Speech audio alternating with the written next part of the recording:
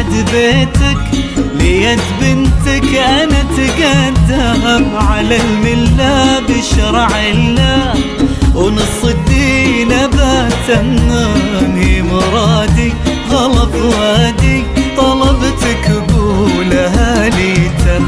فقير الحال فقير المال، غني المبتغى للهم، أعف النفس وصلي الخمس، وراعي ربي الأعظم، ومهما صار مع الأقدار أبرضى بالذي مقسم.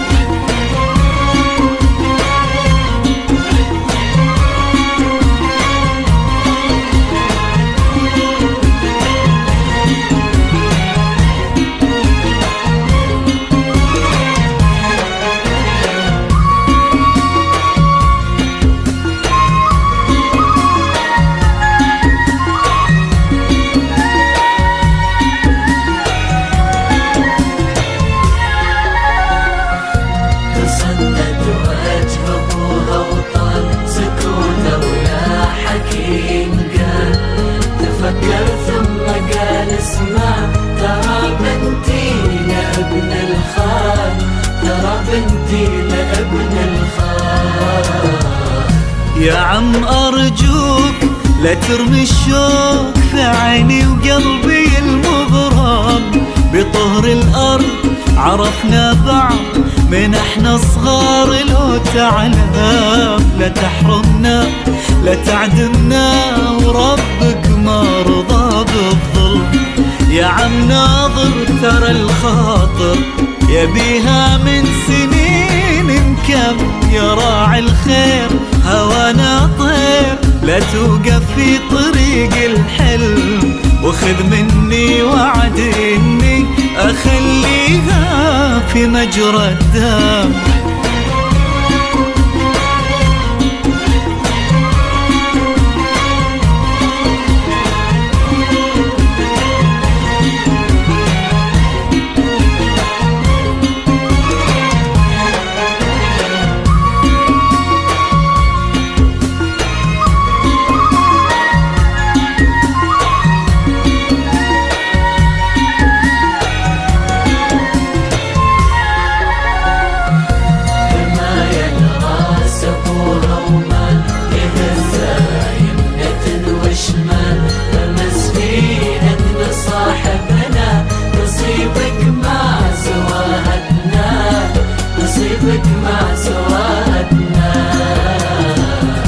ما هو معقول ولا مقبول أعيش الفكرة دي يا عم، بعد بنتك أنا حلف لك علي تحرم بنات آدم، ولو دنياي حكايتناي بغنيها بجرح وهم، وهذا القلب عمي صعب حلف بعشقها وقسم، بقول لك شي مدامي حي أموت وغيرها يحرم، بكل الياس بقول للناس حياتي خانها درغم.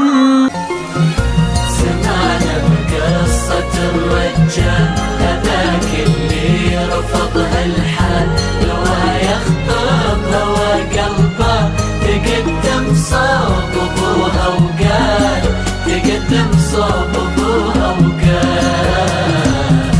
يا عم جيتك لحد بيتك، ليد بنتك أنا أتقدم على الملة بشرع الله، ونص الدين بتمم هي مرادي غلط وادي، طلبتك قولها لي تم. فقير الحال فقير المال، غني المبتغى للهم، أعف النفس وصلي الخمس، وراعي ربي الأعظم، ومهما صار مع الأقدار أبرضى بالذي مقسم.